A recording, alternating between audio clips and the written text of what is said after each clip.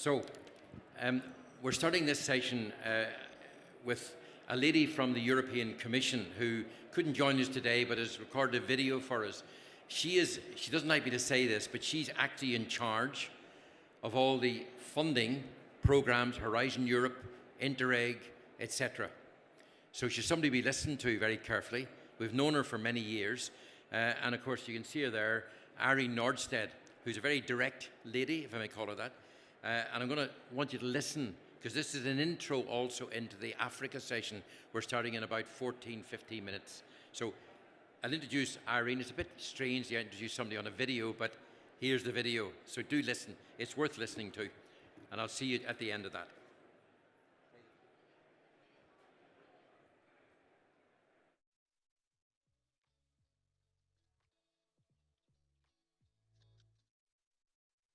Hello, so I am Irene Nordsted and I'm the director for the People, Health and Society Directorate in DG Research and Innovation of the European Commission. And let me start by thanking you for the invitation to address this important summit on digital health and wellness. And I'm so sorry I cannot be with you in Barcelona. I have competing meetings in Brussels that prevents me from traveling this time. But I would like to address some key points on the promotion of digital health technologies and our research collaboration with Africa on this important topic. So let me start by saying that digital health is a key EU policy and research priority. And the COVID-19 pandemic has shown us the importance of international collaboration in digital health and the need for interoperable solutions. To that end, the EU invests significant resources in advancing research and innovation in digital health. And digital action is also a cornerstone of the EU Global Health Strategy that has just been endorsed by the Council of the 27 EU member states. Digitization can support the reform of health systems and their transition into new care models centered on people's needs. And it can improve the long-term care of the most vulnerable, such as the elderly or patients with dementia.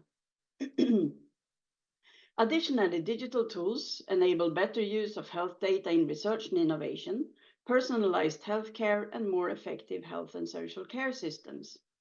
Allow me to share some examples.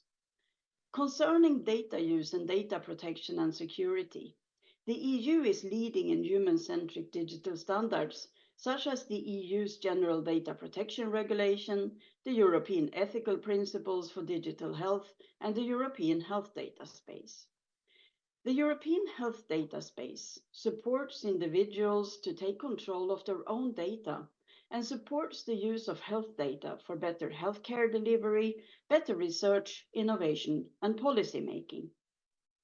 We have also successfully implemented the digital COVID certificate, which is a major achievement in the EU, achieving a global dimension with nearly 80 countries connecting to its system. It enables care cross borders with transnational e-prescriptions and patient summaries as examples. For this reason, the EU is working with the WHO and strongly supporting international efforts to build on successful digital certificates experience to establish trusted global digital health networks. Let me now move on to the key policy and regulatory challenges that facilitate the adoption of digital health technologies. The role of digital technologies is key in the support to health resilience, stronger health systems, and better health for all. I already mentioned one of the main priorities of the European Commission in the area of digital transformation of health and care. The creation of the common health data space, as set out in the European Strategy for Data, was adopted in February 2020. The vision of the European Health Data Space is to promote safe and secure cross-border health data exchange. It should also allow to access different types of health data, electronic health records, genomics data, data from patient registries, etc., to improve healthcare delivery and to support research on new preventive strategies and for personalized treatments, medicines, medical devices, and outcomes. The Commission is funding, through the Digital Europe programme, important building blocks to ensure secure cross-border access and analysis of critical mass of health data. This will ultimately help to achieve breakthroughs in health and clinical care and research and inform health policy making. Such building blocks include an AI testing and experimentation facility for health, focusing on high technology readiness levels, as well as establishing scientific, federated and interoperable data infrastructures. Such high-value datasets will be aligned to the European health data space and accessible through common platforms equipped with agreed data access governance. Examples of such federated data infrastructures include a cancer imaging initiative that will provide access across the EU to anonymized cancer images and related patient data that can support research and innovation towards more precise and faster clinical decision-making, diagnostics, treatment, and predictive medicine in the field of cancer. A European genomics data infrastructure as part of the 1 Million Genomes initiative will make genomic data securely accessible across the EU to support care and research into cancer, non-communicable, rare and infectious diseases, including COVID-19. Securely linking different health data sets across borders in the EU, just as the ones I just mentioned, is an important step towards creating sufficient volume for personalized health and care. It should fully realize the benefits of new technologies in the fields of high-performance computing, data analytics, computer modeling, and AI. So working together on digital solutions, whether in Africa, in Europe, or together, it will be key to ensure interoperability at different levels, may that be on subnational, national, regional, or global level. It must also ensure the safe and effective exchange of data.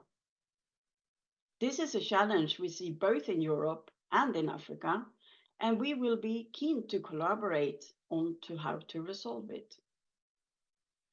Finally, I will now focus on our collaboration with Africa on digital health technologies. As a strategic partner, the EU seeks to enhance cooperation with Africa to promote actions targeted to find locally adapted solutions to challenges that are global in nature. The comprehensive strategy with Africa, the global approach to research and innovation, and the Global Gateway are the EU's most recent policy initiatives that prioritize research and innovation as a key dimension of sustainable development.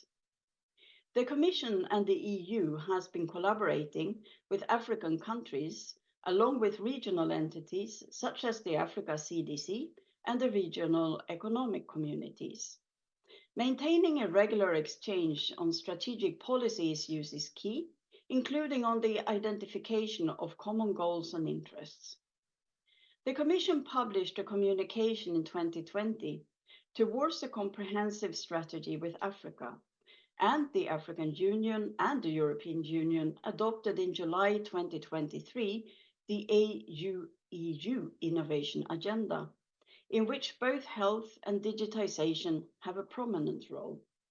It is a shared view that the identification of health challenges is strongly dependent on availability of relevant data. Digitization is instrumental in timely and quality data to inform policies. This is why the Commission has been a strong supporter of the development of the digital transformation strategy in the African Union. The EU has invested in this collaboration on health and digitization through different channels. Through the European and Developing Countries Clinical Trials Partnership with Africa, EDCTP. This was established in 2003 between the EU and now 28 countries in Africa and 15 in Europe. This partnership has moved into its third iteration, the Global Health EDCTP3. It will provide an additional budget of 1.6 billion of which 800 million comes from the EU, 400 million euro from the countries in Africa and Europe, and 400 million from other partners such as industry and philanthropies. Digital health has always been addressed by the EDCTP through collaborative research and capacity building partnerships. It has supported training networks, the development and integration of digital health modules in the curricula, and the establishment of digital platform for infectious diseases surveillance in sub-Saharan Africa. This year, for the first time, the current call for proposals focuses and includes a dedicated topic on innovative digital health solutions for sub-Saharan Africa.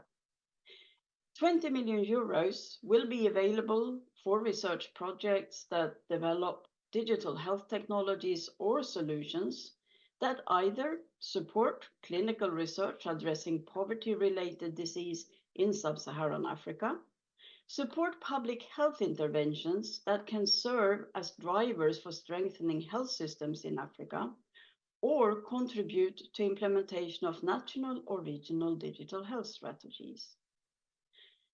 In order to strengthen Africa leadership in this evolving field, the call requires that the scientific project leader comes from a country in sub-Saharan Africa. I therefore strongly recommend looking out for this call, and you can find the link on the website of the Global Health EDCTP3 or at the Commission's Funding and Tender Opportunities portal. The first stage of the call closes on 4th of April. The research funded will be complementary with the Team Europe initiative on digital health with an overall funding of 140 million. These Team Europe funds are exclusively aimed at strengthening health systems in African countries through digital tools. This initiative brings together EU member states, the European Union, the African Union and its Africa CDC, and the African countries for this joint endeavor. In closing, I would like to wish you a productive deliberations at the summit. And from the European Commission, we will be looking forward to working with all of you on how we can continue to collaborative research and joint learning from each other. I am glad that we will be able to count on the trusted partnership of EDCTP as an effective platform for enhancing this collaboration. With this, I would like to thank you for listening, and I wish you a very interesting and successful meeting.